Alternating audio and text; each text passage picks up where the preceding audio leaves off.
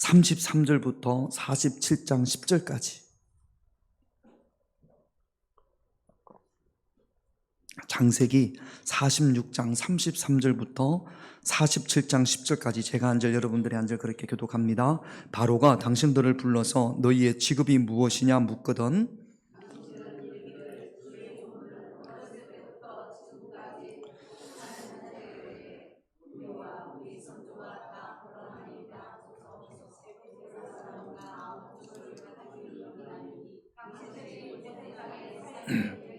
요셉이 바로에게 가서 고하여 이르되 내 아버지와 내 형들과 그들의 양과 소와 모든 소유가 가나안 땅에서 와서 고센 땅에 있나이다 하고 바로가 요셉의 형들에게 묻되 너희 생업이 무엇이냐 그들이 바로에게 대답하되 종들은 목자이온데 우리와 선조가 다 그러하나이다 하고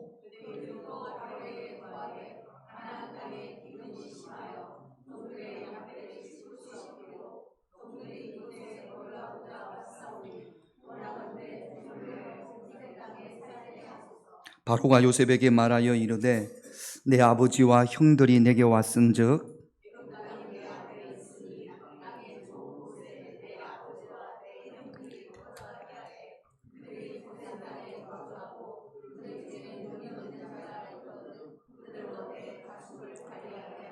요셉이 자기 아버지 야곱을 인도하여 바로 앞에 서게 하니 야곱이 바로에게 축복하매 야곱이 바로에게 이르되 내 나그네 길의 세월이 130년이니라 내 나이가 얼마 못되니 우리 조상의 나그네 길의 연조에 미치지 못하나 험악한 세월을 보냈나이다 하고 아멘. 오늘 제목을 같이 한번 읽어볼까요? 같이 있습니다. 시작. 가정이 여기는 고센. 오늘은 내용은 어렵지 않은데 이렇게 할 수 있을까? 이게 나도 이렇게 할 수 있을까? 이게 너무 어렵습니다. 첫 번째가 그거예요. 이 내용이 무슨 말인지는 알겠어요. 근데 이게 가능할까? 여러분들이 결심만 하면 가능해요. 뭐 기적이나 뭐 놀라운 역사가 이게 아니라 그래 이렇게 살아야지 결단만 하면 가능한데 이게 결단하기가 쉽지가 않습니다. 이 내용이 어떻게 되냐면 뭐 이렇게 저렇게 해가지고 가나안 땅에 살던 그 요셉의 아버지 이름이 누구죠? 야곱.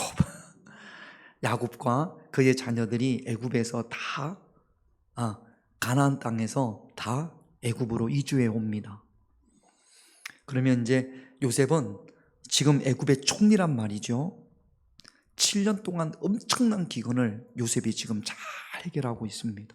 그리고 이 애굽의 바로가 요셉을 아주 신뢰합니다. 그래서 그 요셉의 가족들이 오는 것을 아주 환영합니다. 그리고 요셉을 좋아하니까 그의 가족들도 귀하단 말이죠.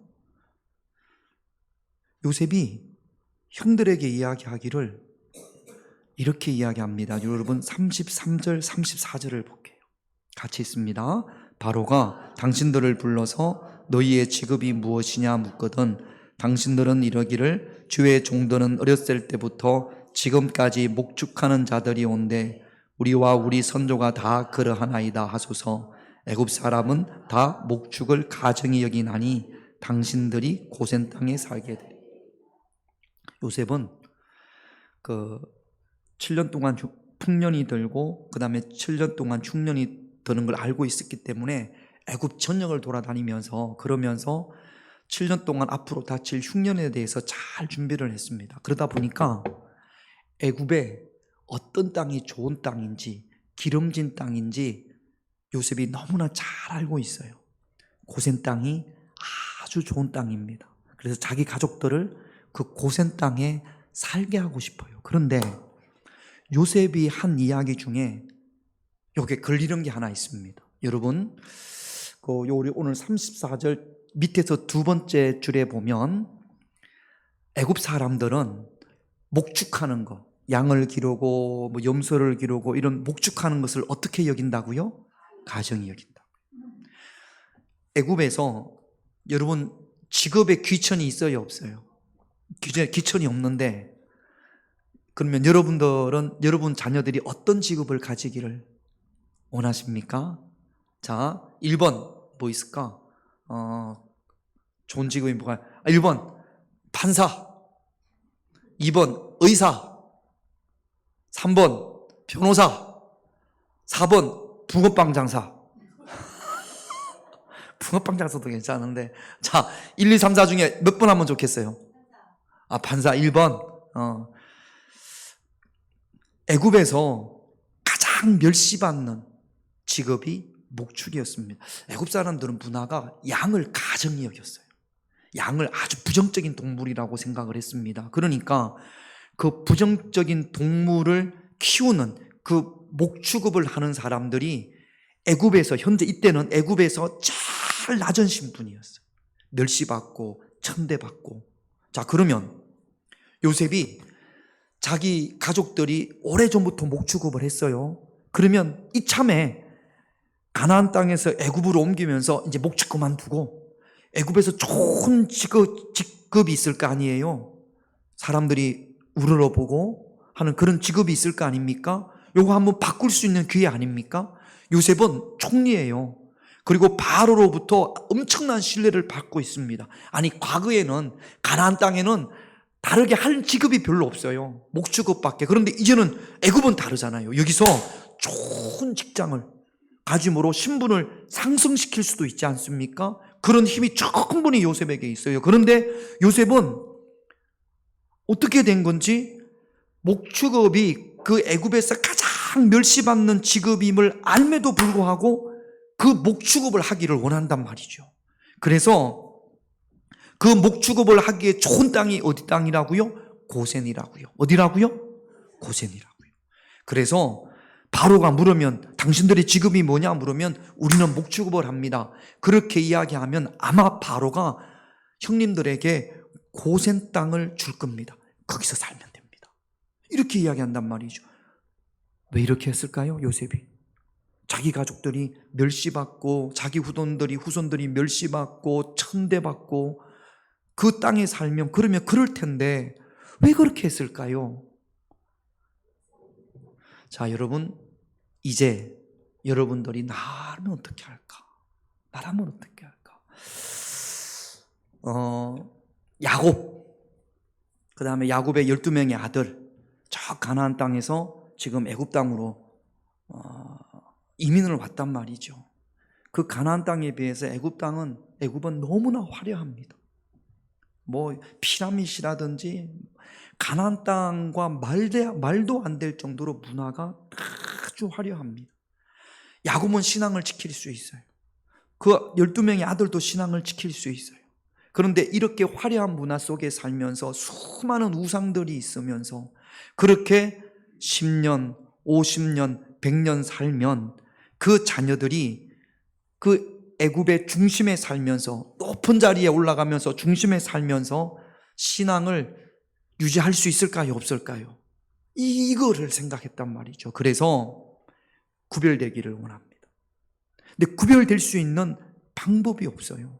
그래서 고센 땅은 목축업을 하기 때문에 지금 애굽 사람들 중심에서 뭐 중상층이 사는 애굽 사람들이 사는 그 동네에서 고센 땅은 저 멀리 있습니다. 그 땅에서 목축을 하기 때문에 그 땅은 어떤 땅이냐면 가정한 사람들이 사는 가정한 땅, 부정한 땅이란 말이죠. 거기에다가 자기 가족들을 몰아놓습니다. 왕래가 없어요. 완전히 구별되어진 거죠. 그런데 멸시와 천대를 받습니다. 자, 여러분, 저 좀 보세요. 여러분 어떻습니까? 나는 신앙을 지키기 위해서 내 자녀들이 또 그 자녀들이 신앙을 잊어버리지 않게끔 하기 위해서 나는 기꺼이 멸시와 천대를 받겠습니다.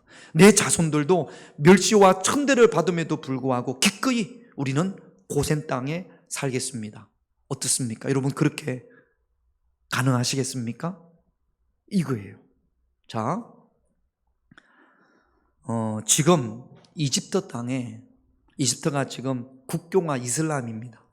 그런데 로마 때부터, 동로마 때부터 예수님을 믿던 사람들이 지금까지 있어요. 신앙을 이어가면서. 이집트 인구가 1억이 넘습니다. 90%가 무슬림이고 10%가 이집트 정교회예요. 기독교인이란 말이죠. 그런데 이집트는 정책적으로 신분증에 보면, 주민등록증에 보면 종교란이 있습니다. 뭐 검문 검색에서 딱 걸려서 신분증을 딱 내밀면 이 사람이 무슬림인지 이슬람인지 기독교인지 적게 되어져 있어요. 10%의 기독교인이니까 한 1,000만 명 이상 되겠죠. 우리나라 기독교 인구보다 좀 더 많습니다. 근데 이들이 엄청나게 차별을 받습니다. 기독교인들은 첫째, 공직에 들어갈 수 없어요. 공무원이 될 수 없어요. 두 번째, 무슬림 기업에서 이들을 받아주지를 않습니다.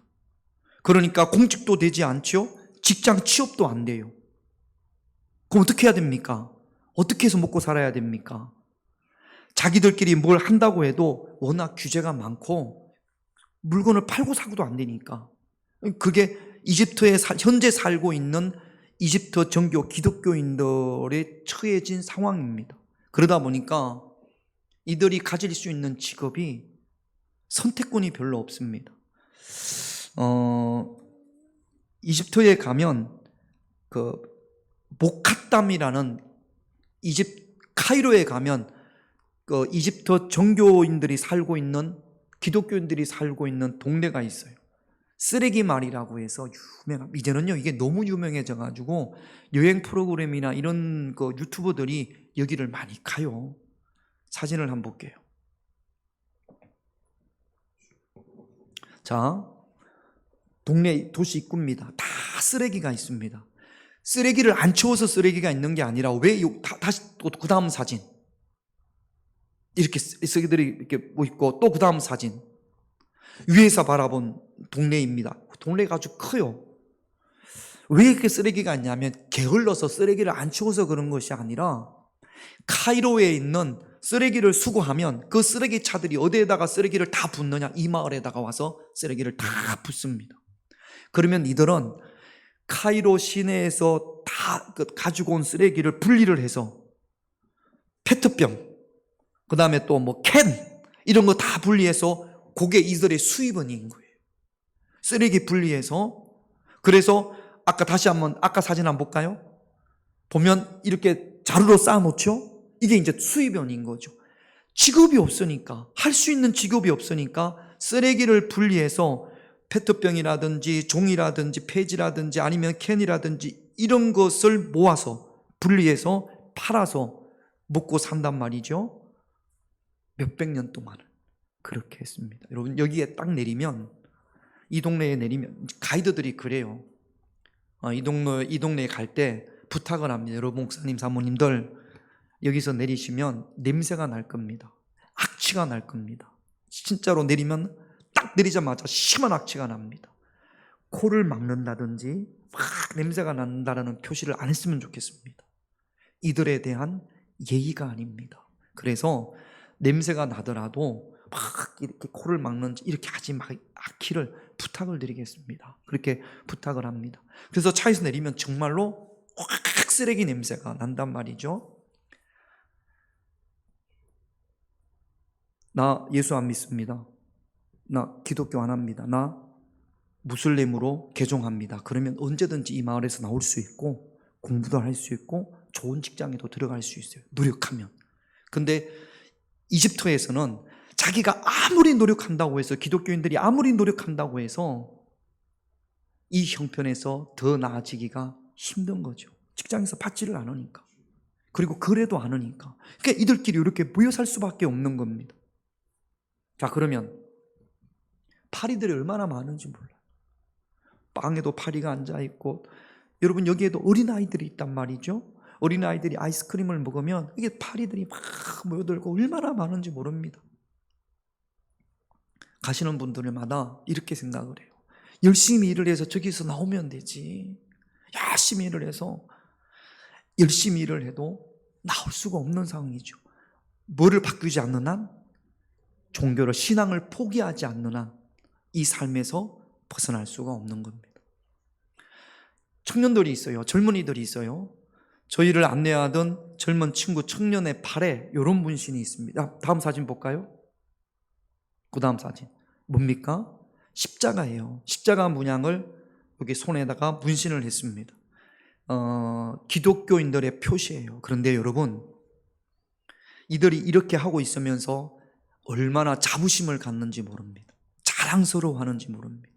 이런 불합리함과 차별에도 나는 예수님에 대한 신앙을 지키고 있다. 이 쓰레기 마을에 집집마다 보면 십자가가 걸려 있어요.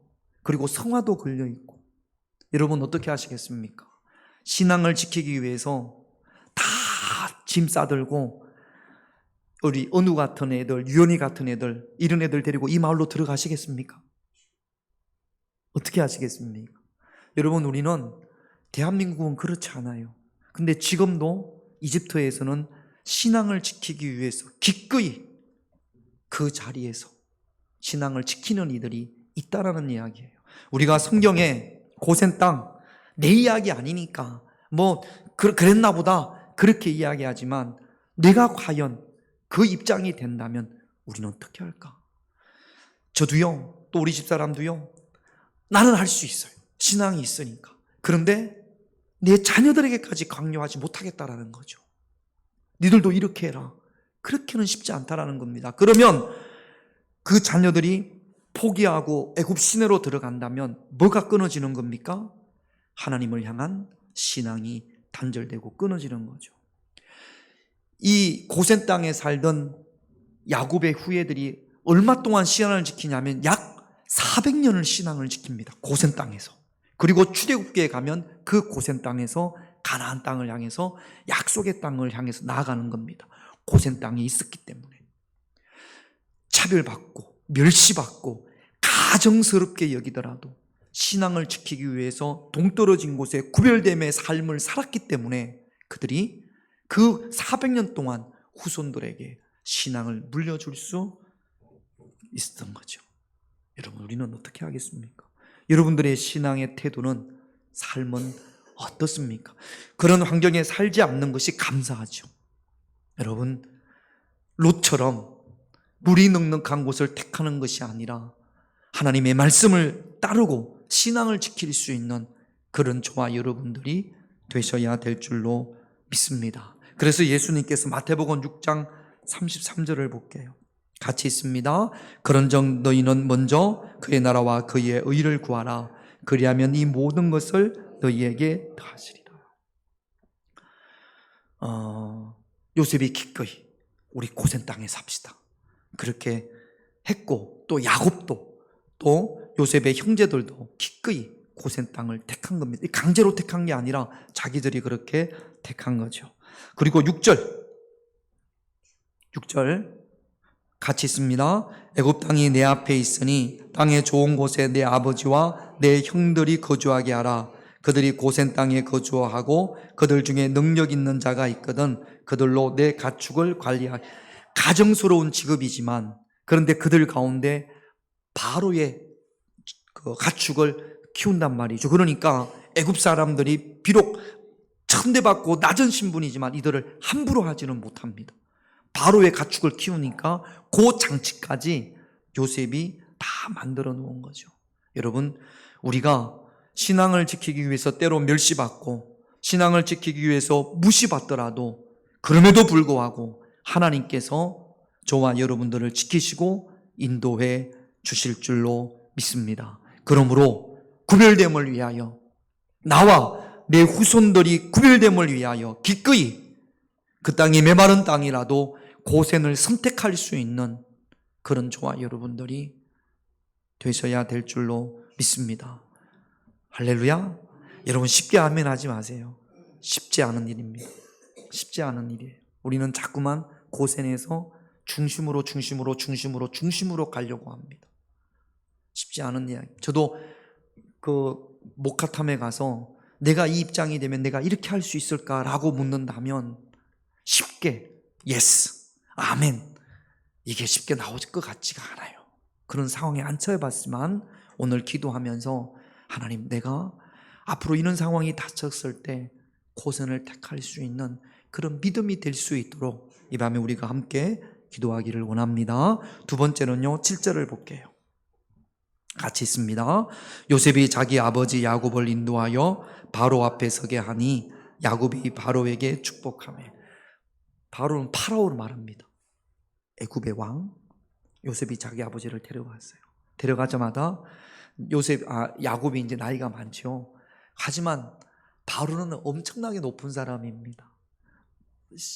신과 마찬가지예요. 태양신의 아들이니까.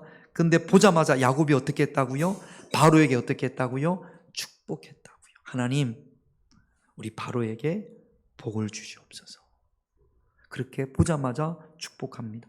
나중에 나올 때도, 인사하고 나올 때도 하나님, 우리 왕에게 복을 주시옵소서. 그렇게 했다라는 거예요. 여러분, 이게 믿음의 사람의 모습입니다. 누구를 만나든지 어떤 가정에 들어가면 하나님, 이 가정에 복을 내려 주옵소서.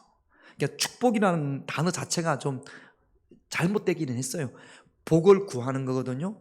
하나님이여 축복하여 주옵소서라는 우리나라 국어말로 하나님이여 축복하여 주옵소서라는 말은 맞는 말입니까? 틀린 말입니까? 틀린 말이에요. 하나님이 누구한테 복을 구해요? 제가 하나님, 우리 평화교회 성도님들에게 복을 주세요. 이것이 축복입니다. 하나님 앞에 복을 구하는 거니까 이게 축복인데, 하나님이 축복하면 하나님이 누구한테 복을 구하죠? 이 말이 안 맞는 말이에요. 그런데 우리는 그냥 그렇게 알고 있습니다. 하나님 나를 축복해 주세요. 그렇게 하면 하나님 나에게 복 주세요. 그런 말로 알고 있습니다. 그런데 이게 국어사전적으로는 틀린 거죠. 하나님 복 주세요는 맞지만 축복해 주세요라는 말은 틀립니다. 알아듣는다라는 표정을 좀 해주세요. 아, 그런 거구나.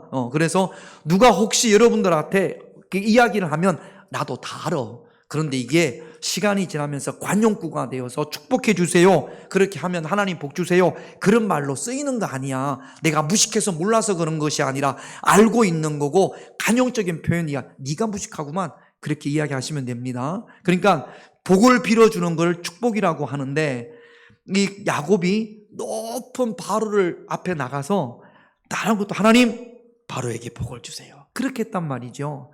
저와 여러분들의 입이 복을 구하는, 다른 이들을 위하여 축복해 줄 수 있는 그런 저와 여러분들의 입이 되기를 주님의 이름으로 축원드립니다.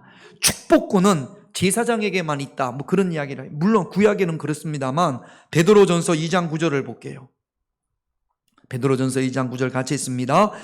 그러나 너희는 택하신 족속이요 왕같은 제사장들이요. 우리를 향해서, 구원받은 우리를 향해서 너희는 택한 족속이요 왕같은 뭐라고요? 제사장들. 그런 고난이 우리에게 있단 말이죠. 그러면 우리가 저 좀 보세요. 우리가 누구를 축복해 줄 때, 축복해 주는데 돈 들어갑니까? 안 들어갑니까? 돈 들어가지 않아요. 그러니까 여러분, 우리가 왕같은 제사장으로서 마음껏 축복해 줘야 될 의무가 우리에게 있는 거죠. 민수기 6장 22절에서 27절인데 22절에서 23절 두 절만 먼저 같이 읽겠습니다. 같이 읽습니다.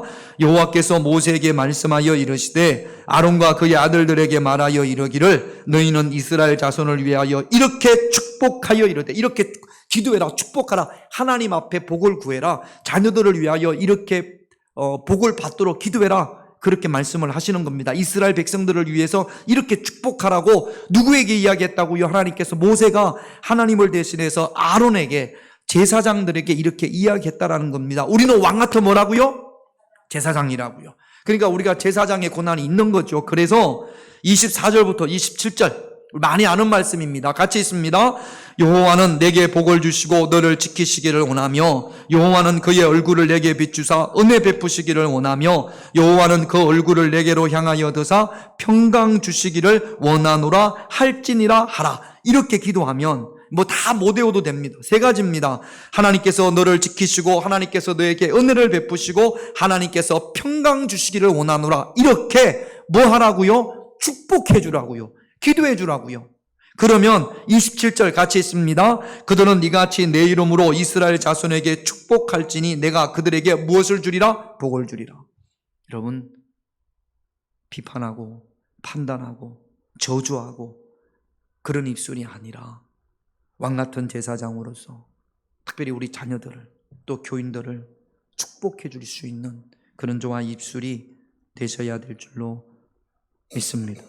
우리가 늘 기도할 때, 이게 중보기도잖아요. 기도할 때 내가 복을 받는 것은 말할 것도 없고 내 주변 사람들을 위해서 기꺼이 축복해 줄 수 있는 야곱처럼 그런 축복의 입술이 되어져야 합니다. 10절을 볼게요. 같이 있습니다. 야곱이 바로에게 축복하고 그 앞에서 들어갈 때 축복하고 나올 때 축복하고. 우리도 이제 만나면 야곱처럼 만나면 하나님께서 장로님에게 복을 주시기를 원합니다. 할렐루야. 해봐요. 앞에 있는 분에게 하나님께서 당신에게 복을 주시기를 원합니다. 시작. 또 다른 분들하고도 시작. 자, 만나서 이야기하고 갈 때, 헤어질 때 또 시작. 하나님께서 장로님에게 복을 주시기를 원합니다. 우리가 만나가지고 하나님께서 우리 권사님에게 복을 주시기를 원합니다. 그래 놓고는 그렇게 하면 되겠어요? 그렇게 하면 되겠어요? 싸우다가 또 갈 때 하나님께서 당신에게 될까요? 안 될까요? 우리 한번 해봅시다. 그래서 이게 쉽지 않을 텐데 그래도 하나님께서 우리 장로님에게 복을 주시기를 원합니다. 그리고 갈 때도 안녕히 가세요가 아니라 하나님께서 장로님에게 복을 주시기를 원합니다. 하나님 장로님에게 복 주세요. 권사님에게 복 주세요. 또 복 주세요. 우리 하나님께서 우리 위원이에게 복 주기를 원합니다. 축복의 입이잖아요. 그러니까 여러분, 야곱이 바로를 만나면서 축복했고 헤어지면서 축복했던 것처럼 우리도 축복하는 입술이 되시기. 우리가 한번 해보십시다. 할렐루야. 안 해가지고 잘 안 될 거예요. 그래도 하면 하나님이 축복해 주기를 원합니다. 하나님이 당신을 축복해 주기를 원합니다. 그렇게 축복 기도하면 우리한테 손해볼 것이 하나도 없어요. 넘어가서 마태복음 10장 12절에서 13절. 요거 한번 마태복음 10장 12절에서 13절. 요거 같이 읽겠습니다. 시작. 또 그 집에 들어가면서 평안하기를 빌라. 그 집이 이에 합당하면 너희 빈 평안이 거기 임할 것이요 만일 합당하지 아니하면 그 평안이 너희에게 돌아올 것이니라. 하나님이 우리 장로님을 축복하시기를 원합니다. 그랬는데 그 장로님이 복을 받을 만한 자격이 있으면 내가 기도했던 그 복이 갈 거고, 그분이 자격이 안 되면 어떻게 된다고요? 그 복이 누구한테 온다고요? 나한테 온다고요. 그러니까 우리가 나한테 오기를 원하면, 그러면 제발 자격이 안 되라, 자격이 안 되라. 그러면서 당신을 축복해 주기를 원합니다. 그러면 그분이 안 받으면 누구한테 온다고요? 나한테 온다고. 축복해 주는 입술이 되시기를 주님의 이름으로 축원드립니다. 세 번째 9절을 볼게요. 같이 있습니다. 야곱이 바로에게 아뢰되 내 나그네 길의 세월이 130년이니이다. 내 나이가 얼마 못 되니 우리 조상의 나그네 길이 연조에 미치지 못하나 험악한 세월을. 여러분, 이게 아브라함도 그렇고 이삭도 그렇고 야곱도 그래요.